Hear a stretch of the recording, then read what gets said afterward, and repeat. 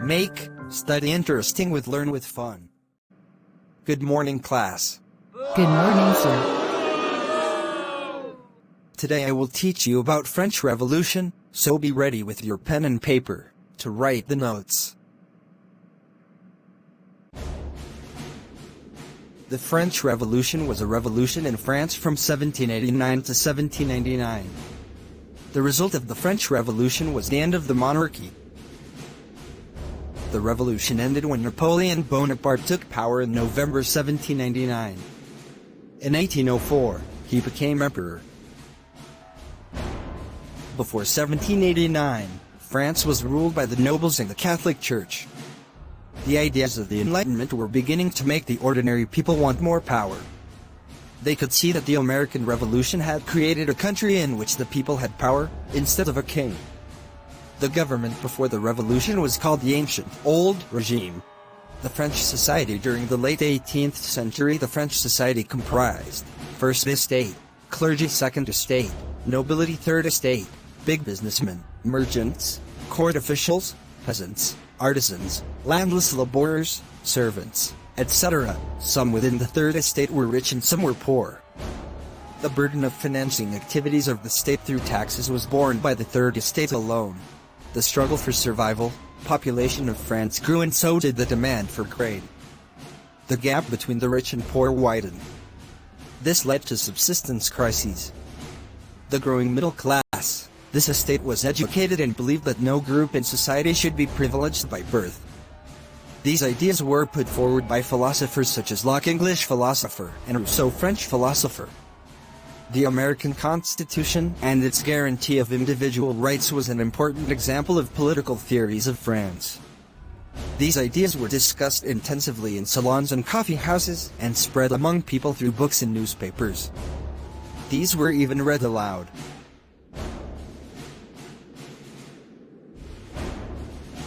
The French Revolution went through various stages. When Louis XVI became King of France in 1774, he inherited a treasury which was empty. There was growing discontent within the society of the old regime. Number 1, 1789, Convocation of Estates General. The Third Estate forms National Assembly, the Bastille is stormed, peasant revolts in the countryside. Number 2, 1791, a constitution is framed to limit the powers of the king and to guarantee basic right to all human beings. Number 3, 1792-93, France becomes a republic. Jacobin Republic overthrown, a directory rules France. Number 4, 1975, a new convention appointed a 5-man directorate to run the state from 26 October, 1795. Number 5, 1799, the revolution ends with the rise of Napoleon Bonaparte II. Timeline, the French Revolution. Timeline, the French Revolution. Number 1, 1770s to 1780s, economic decline, French government in deep debt. Number 2, 1788 to 1789, bad harvest, high prices, food riots. Number 3, 1789, May 5th, States General convened, demands reforms.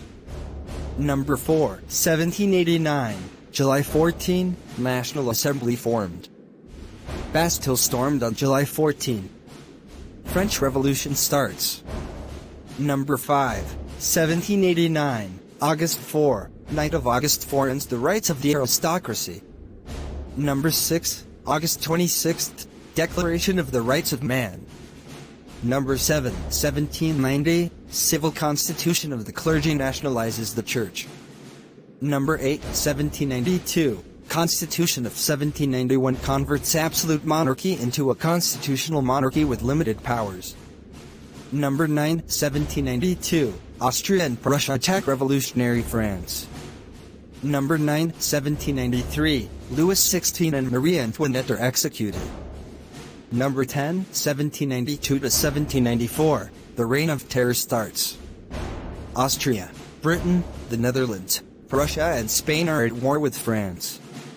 Robespierre's Committee of Public Safety repels back foreign invaders.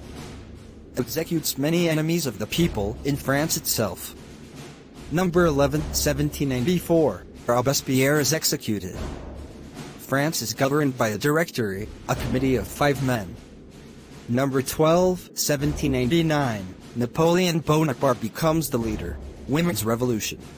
From the very beginning, women were active participants in the events which brought about so many changes in the French society. Most women of the Third Estate had to work for a living. Their wages were lower than those of men. In order to discuss and voice their interests, women started their own political clubs and newspapers. One of their main demands was that women must enjoy the same political rights as men. Some laws were introduced to improve the position of women. Their struggle still continues in several parts of the world. It was finally in 1946 that women in France won the right to vote, the abolition of slavery. There was a triangular slave trade between Europe, Africa and Americas. In the 18th century, there was little criticism of slavery in France. No laws were passed against it.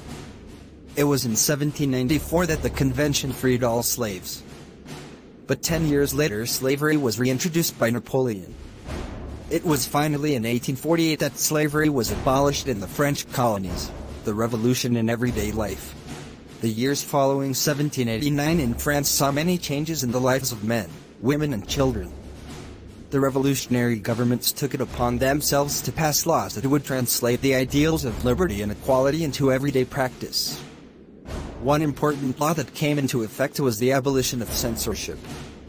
The ideas of liberty and democratic rights were the most important legacy of the French Revolution. These spread from France to the rest of Europe during the 19th century. Napoleon. In 1804, Napoleon crowned himself Emperor of France.